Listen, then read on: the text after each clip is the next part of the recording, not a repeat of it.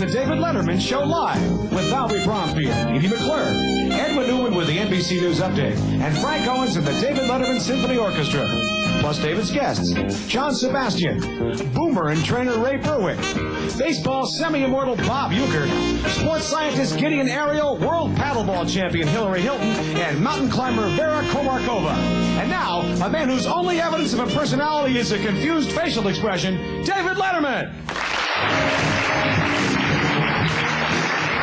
We're talking with Hillary Hilton. I stayed there once. We're talking, never mind. And now we're going to meet Dr.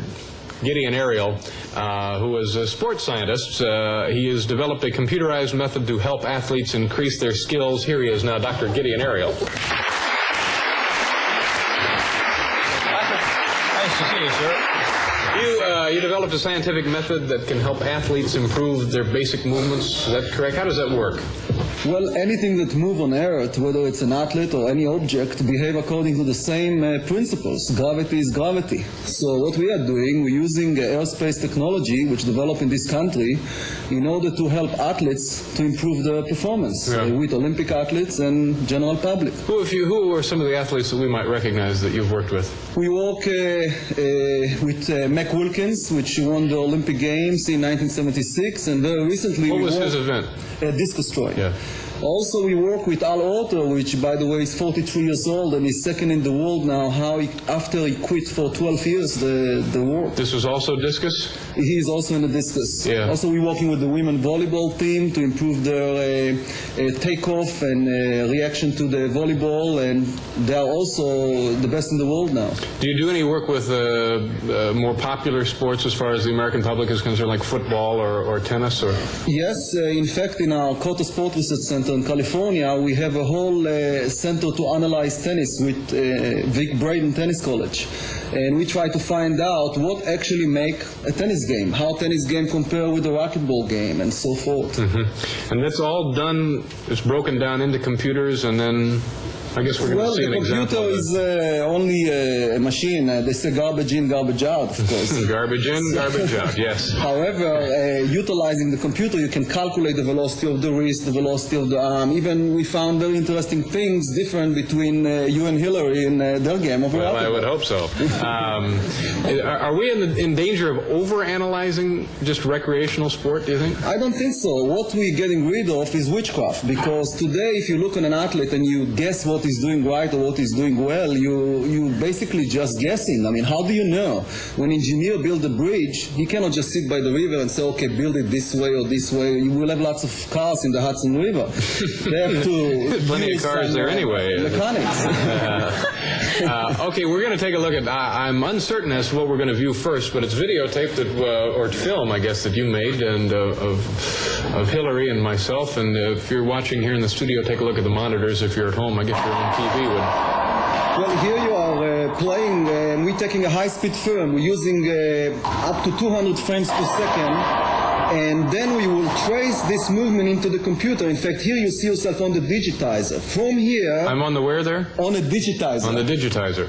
And by tracing it, we can, using a computer, a very sophisticated computer made by Data General, which can calculate the position in 3 dimensions. So even though you remember we didn't take your picture from the top, we can see you at the top view, at the side view, now and also at the front. How is that possible? Well, this technology, which is actually adoption from aerospace technology, you see yourself in 3 planes here moving. We can calculate the coordinates and transform them in 3-dimensional. So, for example, the difference that we found between you and Hillary, that even though you were faster as far as the reflex, thank you very much, she was faster as far as the motor programming. She was prepared for you a little bit sooner, and that's why we think the battle of the sexes can be won by women. Now go back to that again. Generally, male reflexes are quicker. The male reflexes are quicker, however, the better player is the one that can anticipate the shot a little bit sooner. Where you will have to wait the situation and then start moving, even though your reflexes are faster. Hillary, since she is a better experience in this particular game, she started the movement much ahead of the game. So that's interesting. So what you're saying there then is the smarter athlete, or the athlete who knows more how to play the intricacies of the game, will defeat a better natural athlete. correct because the time that it takes to make the cue or the decision where to go, it takes more time than the reflex itself, which is in the milliseconds or in the thousandths of a second. Yeah. So here we try all to simulate to make you more efficient on your pattern. That's interesting. What were we looking at? What do we call that? We're looking on a special three-dimensional program where we can change the coordinate, calculate your velocities, acceleration. It's only recently by computer technology that it's possible. Now, if I were a serious athlete, or if Hillary wanted to take advantage of this information, what would you do? You'd show her this information, and then what would you do? Let's say that we have the battle of the sexes. You're a challenger for a game. We will shoot your pictures taking at high speed, and we'll try to learn your game even without your knowledge in the tournaments, for example. And then we will program a machine that's throwing the ball. So every ball come out of the machine is identical to the ball that you use in your game, and let her practice against it, or vice versa. Yeah. And then she will anticipate at the real time what's happening. How long would that process take, do you think? It takes 2-3 days, but for her to try to learn, it will take some time of practice. With Olympic athletes, sometimes we're working 2 months, 3 months, sometimes a whole year. You mentioned the Olympics. Let me ask you quickly about, we're making advances here in electronics to improve sports. Other countries are improving sports with chemicals, right?